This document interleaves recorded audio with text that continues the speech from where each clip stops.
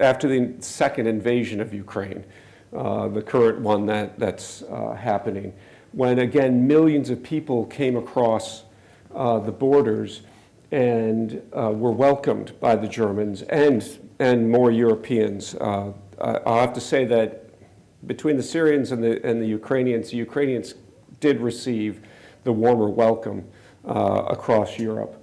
Germany was one of the few countries, I think, that really welcomed the Syrian refugees, whereas everyone was Ukrainians, please come. And in the train stations, there were booths set up with people speaking Ukrainian, helping people get to where they needed to go, given free passage on the trains, whatever was needed to get them to safety. And that was just two amazing examples of the Germans as post-Christians acting as Christian as we've seen a nation act in a long time. And it was humbling and stunning to us. We were impacted personally, and I'll let Gretchen explain the circumstances that led to our direct involvement in all of this. Here you see Matvey Shinkarenko. I lovingly coined him as Bus, our bonus Ukrainian son. There is a teacher who teaches at the international school. Our daughter Emmy is best friends with her daughter Annie. That's Annie. Oh yeah, this is Annie. Marianne worked at summer camp in Pennsylvania. During her time at summer camp in Pennsylvania, there was a man who was doing a cultural church exchange named Igor. Igor came from Ukraine. Marianne and Igor have stayed friends since the mid-1990s. They even have gone to Ukraine to visit Igor and his family. When the invasion started, Marianne said, "Hey, Igor, I don't know if you'll get this message or not, but we have an empty apartment on the second level of our house. If you or your family need to come and find shelter, you're welcome." 1 week later, Igor's wife and 3 kids and her best friend, Natalia, and her 2 kids arrived. So 2 women and 5 kids showed up at the door of Marianne's house. It was decided that because Matvey was already 17 years old and had already started learning English, that he would go to the international school for education rather than learning German from the very beginning and basically having to start all over. So because Matvey was placed in the international school, he ended up being in the same class as our son John. And as a 17-year-old young man, I said to Marianne, it's probably not super fun for him to be living far away from school with all women and girls. So if Matvey would like to stay in our spare bedroom and go back and forth to school Monday to Friday, he's welcome to do that. And so just after spring break of 2022, Matvey showed up at our house and enculturated himself into the Schoon Tanis clan. In really beautiful ways, I think that it was God ordained. I think Matvey carries so many of the same traits and similarities as our families. I was astounded at his sense of humor. He was well-read, interested in things like football, soccer, video games. He just became enmeshed in our family unit. And his English absolutely astounded us, mostly after he started dating a girl from school whose first language was English. It's amazing how language comes to you when you're in love. The point is that, as Phil said, the Germans modeled Christian welcome and Christian care and Christian service in ways that we didn't see being embodied in other places and by other people. One of the examples I gave during our open house was during the Syrian welcome. One of Phil's colleagues lived in a village outside of Hannover, and her church took on the job of gathering donations of bicycles and teaching Syrian women how to ride bikes as an outreach and a care for Syrian women, because that was the way you got around the village outside of Hannover. And so the church did that as an outreach to these refugees coming in to the greater Hannover area. So again, though we often call it post-Christian Europe or post-Christian Germany, to me, they modeled a welcome and a care and a service to humanity that you don't see in other places.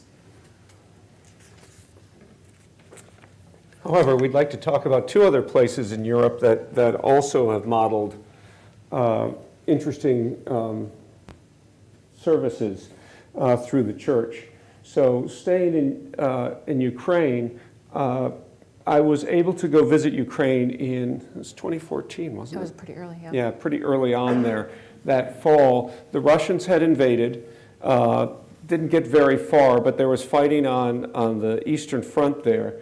But over in the west, butting up against Hungary, was the Hungarian-Ukrainian church. So going back in history, you'll recall the Austro-Hungarian Empire. The Reformed Church in Hungary was spread throughout the empire.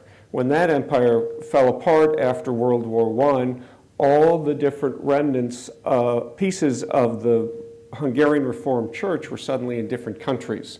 So you've got a couple pieces in Romania, you've got the piece in Ukraine, you've got them scattered down in the Balkans, throughout the Balkans as well. And the Hungarian Reformed Church in Hungary itself remains pretty strong and has gotten itself tangled up in complicated politics there in the last year, unfortunately.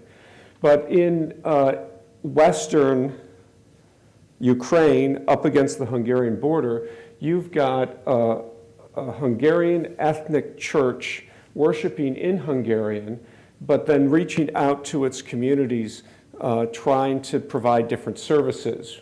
Some like a traditional bread baking. They had a bakery that they would bake bread. They distributed it to the people in need. In another village, they ran the fire department. And they had fire trucks delivered from, I think, the Protestant church in the Netherlands. Had some funding and delivered that to them. And they were also active in the local hospital there, and tried to serve the greater community even as they were holding together their own Hungarian ethnicities. So who knows what's going to happen in Ukraine now, but if it all goes sideways, I wouldn't be surprised to see some agitation in these communities to try and rejoin Hungary, which would complicate things even further. But that's not the church, that's the Hungarian society there. The next year, in 2015, I went on a delegation to Greece. As you may know, Greece is an Orthodox church, or Orthodox country by and large, but there's also the Greek Evangelical Church, evangelical in this instance meaning Protestant, not as we term it in the U.S. So Greece had been a part of the Ottoman Empire, so we jump back again. After World War I, the Ottoman Empire fell apart. There were Greeks living in what is now Turkey. They were told to get out. They went to Syria initially. That was easier to get to than down to Greece. So they got pushed over to Syria for a while. The Syrians there welcomed them and helped them settle in this transitional area until the Greek nation stabilized enough to say, come on, come home. You may never have lived in Greece before, but you are Greek, come to us. And a lot of these, Greek evangelicals settled in northern Greece, in Thessaloniki, in this town, Katerini, and this is the evangelical church in Katerini. But they never forgot what the Syrians did for them, or their forefathers and mothers. So when the Syrian wave came of refugees, this church wanted to step up and help. The Greeks were not known for their welcome culture. They herded the refugees into camps that were makeshift and dangerous and just not supplied well.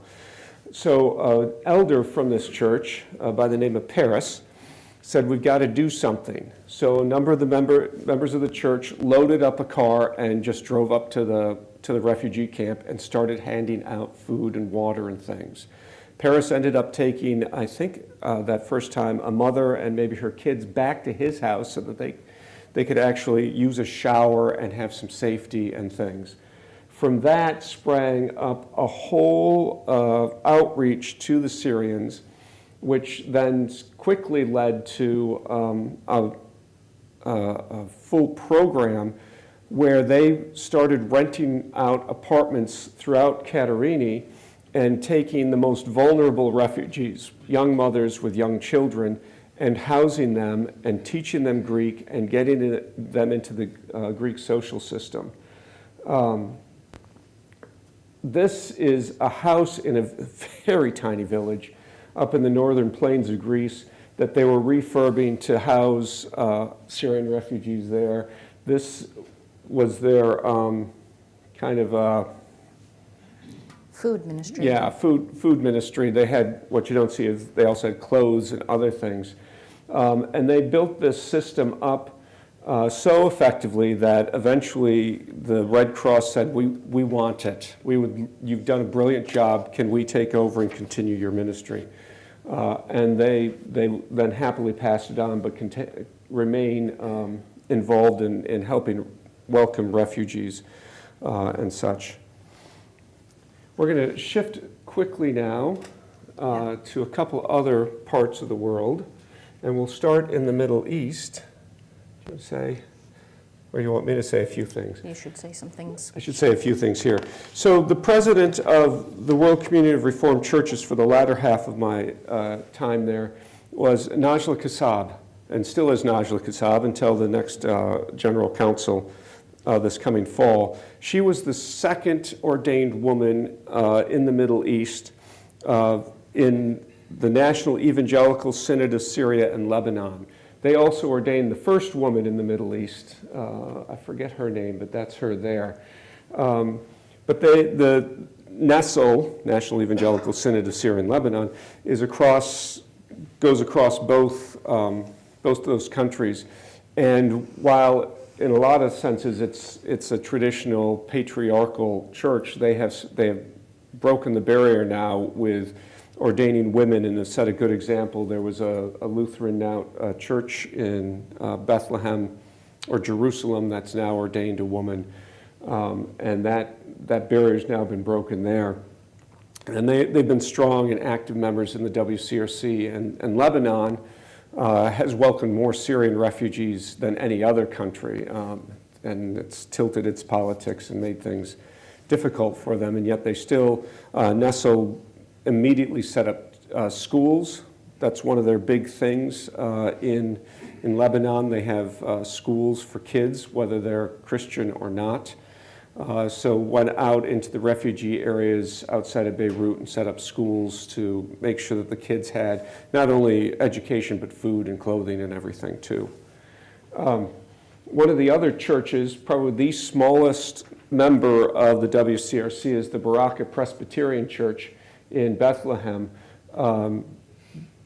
And I invited them in because I've got a connection here. This face may look a little familiar. Any of you who know Habib Awad, that's his brother, Danny. They could be twins. Yeah, they could be. They look more and more alike every year. And then that's their father, George, who founded the church there. And it's a single congregation in Beit Sahur, just outside of Bethlehem. And they became members of the WCRC at the General Council meeting in 2017. And then you all know about the Alamana Center, so I'm going to just skip over that one. But I remain active on the board there. Very excited that Justin was able to be here and sad that I missed him, but I'll see him in New York this week. Jumping over to Asia now. The WCRC is active in a whole host of countries, some which are fairly complicated. So we've got one of our strongest member churches, the Presbyterian Church in Taiwan, but also the China Christian Council is a member. They don't particularly like each other for non-religious reasons, but it gets complicated sometimes. But throughout Asia, and actually throughout much of the world, Protestant churches, Reformed churches especially, are minority churches. Hungary, Switzerland, Scotland are maybe 3 examples where they're not. But otherwise, the Reformed are never in a majority, but throughout Asia that's even more so, which doesn't mean there aren't a lot of Christians. So, for instance, in India, 2.3% of the population is Christian. Doesn't sound like a lot. That's 30 million people. In China, 5% of the population is Christian, 67 million people. So you've got these kind of small percentages, large numbers, and especially in Indonesia, which is interesting for me because these are our Dutch cousins, thanks to the Dutch trading empire. You've got Christianity in Indonesia. About 10% of the population is Christian, the rest are Muslim, so it's one of the largest, I think the largest Muslim nation in the world, but 29 million people are Christian. And for the WCRC, there are more member denominations in Indonesia than in any other single country. And they're also kind of regional, scattered and such, and minorities in their own areas, but strong. There were 2 interns, young adults, who were working with the WCRC for a year-long internship that came from Indonesia, and the Reformed Church German congregation had a pastor who also came from Indonesia. So I had a great time learning about what Christianity looked like in that, what I refer to as an island nation. As Phil said, it was most fascinating because all of a sudden, as soon as you recognize that you have some Dutch ancestry in common, strangely enough, we had a great time talking about the similarities in our worship style, similarities in pastoral training, similarities in leadership. But the really fun thing is you can see how location impacts your worshiping space. This is the pulpit. It's in the shape of a shell. This is the pulpit. It's in the shape of a shell. Because Indonesia is surrounded by so much water and is, in fact, made up of thousands of islands, it impacts their worshiping space. And I joked with my friend Taya, who is about this tall, as she trained to become a pastor and really struggling with if God was calling her to become a pastor after finishing her MDiv degree. She and I joked that we would look so minuscule if this was the pulpit that God placed us in to serve worshiping communities. But you can also see one church decorated their worshiping space like the castles and fortresses from the book of Nehemiah. One had their pulpit in the shape of a boat, similar to Noah's Ark, or the boat that Jesus was so often in with his disciples and when he saved Peter from falling into the water. But you also have similarities. Oh, is this also in Indonesia? Yeah, I always, Phil and I laugh that this really could be like Central Reformed Church in Grand Rapids or Christ Memorial Church. In some ways, in the bigger cities, worshiping space reflected things that we might see here in West Michigan. And their worshiping style, similar in terms of liturgy, but you have music being played on these more Asian instruments. But the impact is the same. You're still trying to serve the people in your community, making space for women and children, raising up leaders, and seeing where God might call them. Taya's fiance, Nico, was also doing a year-long internship while she was in Germany. It took him 3 days by boat to get to the island where he was serving his year-long church placement. And I was just astounded by the vastness of the country of Indonesia, yet the warmth, the heart of Christians living in that country to serve the people that make up Indonesia. Korea. So, as I'm sure a few of you know, there are Presbyterian churches in Korea because of a New Brunswick graduate. Horace Underwood was one of the first missionaries who went there. He was educated in New Brunswick. He came to the Reformed Church Mission Board, said, "Would you send me?" They said, "No, we're too busy doing China." So he went to the Presbyterians and was sent. So instead of the Reformed churches in Korea, you had the Presbyterian churches in Korea, but we're all the same manner. There's even almost an RCA-CRC parallel between the two big ones there, with some of the splits between some of the similar issues. But there are, because of Horace and others, what began as medical missions grew into vibrant churches, and there are now more Presbyterians in South Korea than in any other country in the world. Back in the day, Pyongyang was the center of all this. It no longer is, as you know, with the split, but you've got these vibrant churches with people worshiping. What time do they do their morning prayers? Morning prayers are at 5:30 in the morning, every morning. And that's because the first missionaries who went to Korea wanted to reach the people before they started work in the factories. And so they would have Bible study at 5:30 in the morning. People became Christian, and the form stayed ever since. So morning prayers at 5:30 in the morning. But you've still got, so there's not only Presbyterians, but there are Methodists and other evangelical churches. Still all minorities in Korea, but compared worshiping 10,000 people at a time. Yeah, but with mega churches. There are still Christians in North Korea. Similar to in China, there is a government-sanctioned board that I didn't jot the name down of, I forget. But they're still up there. There's a few congregations, but there's enough of them that the government monitors and kind of controls where and when and how they worship, but they are allowed to worship. And the WCRC's member churches in South Korea are committed to maintaining contact with them. It gets very tricky doing direct contact, so they work through the WCRC and the WCC to be able to speak to each other.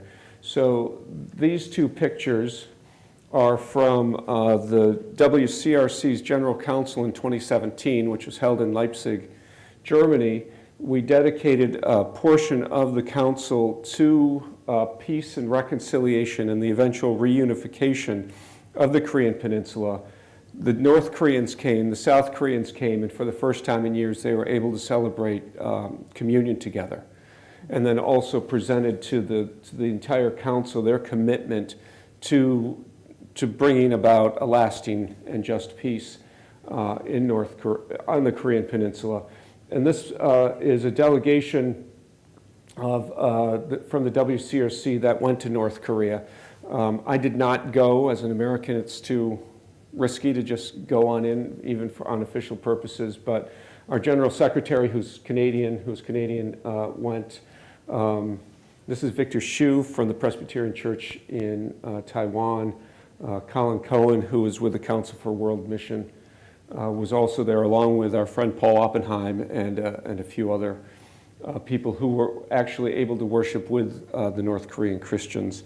And then that was a precursor to this, so that we could establish these relationships and continue to try and be a bridge through the politics and through the armaments and such. And try and do some good there. So our last slide here just shows you what the Christian population looked like in 2020 based on millions. 148 million Christians in China. So this is all the denominations. But afterwards, if you want to come up and take a closer look at how Christianity looks across the globe, you may do so. But I would like to leave you with just a couple things to think about. Number one, in all of the places that we had the chance to visit or come to know, one of the things that struck me is their creativity in terms of outreach. So if you think about the fire department in Western Ukraine, if you think about teaching people how to ride bikes, if you think about making space in your spare room to house someone for as long as needed. One of the things that I want to encourage us in is trying to think creatively around where God wants us to live out our life of faith. I still maintain that West Michigan is a curious place. It was good to live outside of West Michigan because then you have a chance to look in with fresh eyes. And I think West Michigan is a unique place in the world, but there is a calling that God has given us as a worshiping body to serve others, to think creatively about how we will embody and share the good news of who Jesus is in our community and in our world. So think creatively about where the Spirit might be leading us. The second thing is there's a lot wrong with the ecumenical world. There is a lot wrong with sort of institutional Christianity around the world, but I think in the best cases, it's an avenue or a tool where people can become friends with each other in locations different from your own.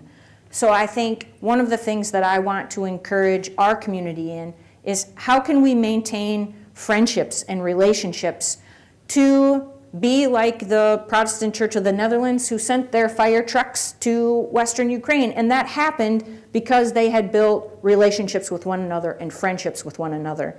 So in what ways can you, as you travel around the world, or you and your friendships that you know, people from other countries and nations, how can we continue to build those relationships? Because when politics get heated, Christians have a role in reconciliation with people. We have a posture and a stance where people trust us to be that intermediary between people who might not be seeing things in similar ways, whether that's on the Korean Peninsula, whether that's between Taiwan and China, whether that's in Colombia with factions that are fighting with one another. I think in our friendships and our relationships that we build with one another, Christians have a way of being peacemakers, can have a role in being peacemakers in the world if we sort of live up to what Jesus has called us to be.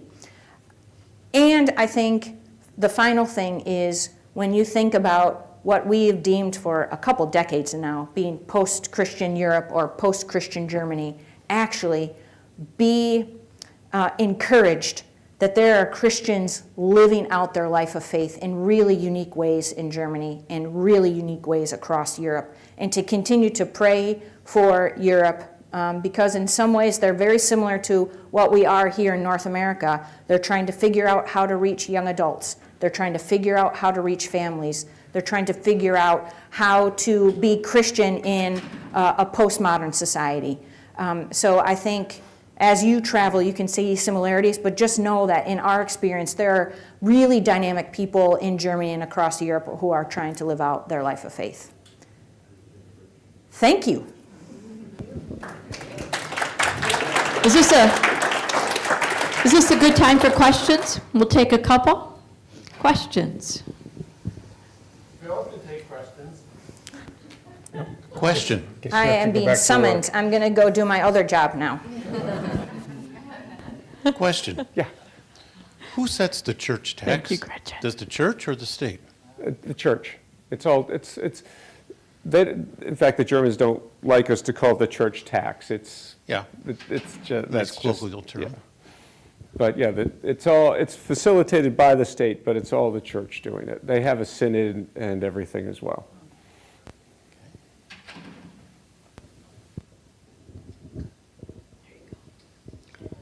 Our son lived in Heidelberg for a few years, and he had to pay the church tax. But I think he objected to it, being a good American, believing in the separation of church and state. But I think he could opt out of it. Is that still Yes. the case? Yeah, you can opt out of it. Yeah. So where did Where did the Relish Church worship, and is it still going with a new pastor? Yeah, so because we knew our time in Germany was limited, WCRC has 5-year terms for its executives and 2-term limits. A couple years before we knew we'd be done, we reached out to RCA Global Mission, who had been supporting Gretchen part-time, and said, look, we've got a viable congregation here. We'd hate to see it go away. Would you guys be interested in continuing to support and send? And RCA Global Mission found a couple, Chelsea and Jeff Lampin. They were serving a community down in Illinois, a small town. And they have since, they moved not only to Hannover, but into our old apartment. We were able to pass that on to them. They and their 3 kids moved in permanently in December. They spent a little time there in September and October before coming back to fundraise. But they just a week ago were officially installed at the Reformed Church in Hannover as the pastors of RELISH. So they will continue on and don't have the term limits that we did. So I hope they settle in and continue to grow it. Where's the building? So the Reformed Church in Hannover is right down, kind of just, what they call the new town. So it's right across the river from the old city where you saw the church and everything. But it's in kind of an administrative district with other government buildings. Hanover's the state capital of Niedersachsen, Lower Saxony as well. So they've got the state legislature there as well as municipal buildings, and it's all kind of in that. Just a half mile from the football stadium too. It's a nice location.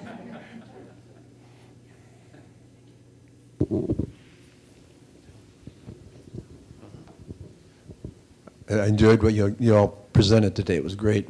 I didn't hear mention Japan very much. Some time ago, we ended up with a relationship with a Japanese firm called Maeda, and we worked together for a number of years. Remained friends, but little was ever talked about when it came to religion. The reason we connected is because a Japanese person had ended up in California going to school and married an American woman. So that was our connection when the Japanese wanted to find a partner here, but we did a lot of construction with them. Tell me about Japan. Yeah, like most of Asia, I don't know if I did the numbers, Japan is also very small, no, didn't do the numbers on here, very small minority Christian, but there are Christians in Japan. There's broadly, it's Reformed Presbyterian Methodist. There's also a Korean ethnic church in Japan as well, but tiny. I mean, my mom, way back in the day, went to teach English in Japan through a volunteer program through the RCA at a girls' school. Hope maintains relations with a college there too. So they're there, but